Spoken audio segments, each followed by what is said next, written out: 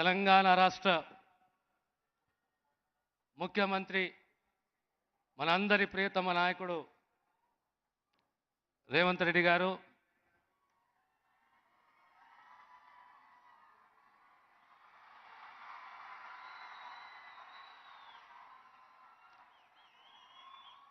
శాసనసభ అధ్యక్షులు ప్రసాద్ కుమార్ గారు, సహచార మంత్రివర్యులు వెంకటరెడ్డి గారు, పెద్దలు నాగేశ్వరరావు గారు,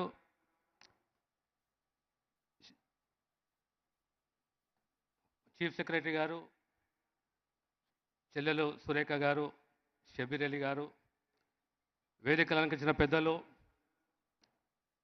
ఈనాడు నా భూతో నా భవిష్యత్ సుమారు 7,000 మంది నర్సులకు ఈరోజు ఉద్యోగ పత్రాలు ఇవ్వడము. ఈ నర్సు వృత్తి అంటే మామూలు వృత్తి కాదు. పుట్టిన ప్రతి పాప నుంచి చివరి శ్వాస వరకు మీరు ఉండేది మా ఎంబడి, మాకు సేవ చేసేది మీరే.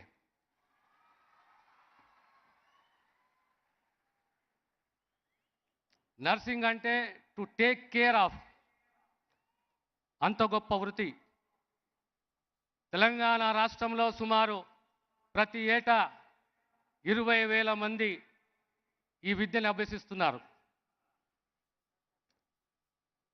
ఈనాడు సమాజానికి విద్య, వైద్యము, సంక్షేమం అనేది చాలా ముఖ్యము. పేదవానికి కావలసింది సంక్షేమము, విద్య, వైద్యము. ఆ దిశగా ఈరోజు కాంగ్రెస్ ప్రభుత్వం రేవంత్ రెడ్డి గారి నాయకత్వంలో ముందుకు పోతున్నాం. ఎక్కడా ఎలాంటి పొరపచ్చలు లేకుండా, తప్పులు లేకుండా,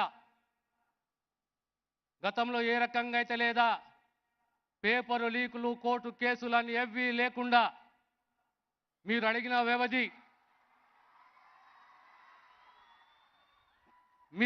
వ్యవధి, ఇంకా 10 రోజులు కావాలి, 15 రోజులు కావాలి, మా సర్టిఫికెట్లు వెరిఫై కావాలంటే ఆ వ్యవధి ఇచ్చుకుంటూ ఈనాడు రోస్టర్ సిస్టాన్ని ఫాలో అవుతూ 88% మంది ఇవాళ నర్సింగ్ ఆఫీసర్స్ అంటే పూర్తిగా మహిళలే అని చెప్పి మీకు సవినయంగా తెలియజేస్తున్నాను.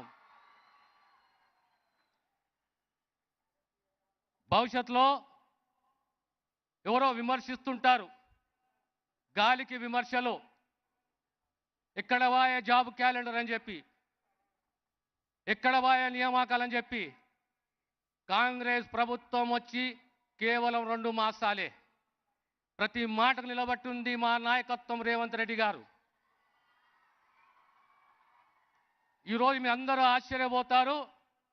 రోస్టర్ సిస్టంలో 15% షెడ్యూల్ కాస్ట్లకు ఉంటే, 10% షెడ్యూల్ ట్రైబ్స్కు ఉంటే, 27% బీసీలకు ఉంటే, ఆ బీసీలలో 46%, దళితులలో 31%, ఎస్టీలలో 13% ఉద్యోగాలు పొంది చరిత్ర సృష్టించారని చెప్పి మీకు సవినయంగా తెలియజేస్తున్నాను.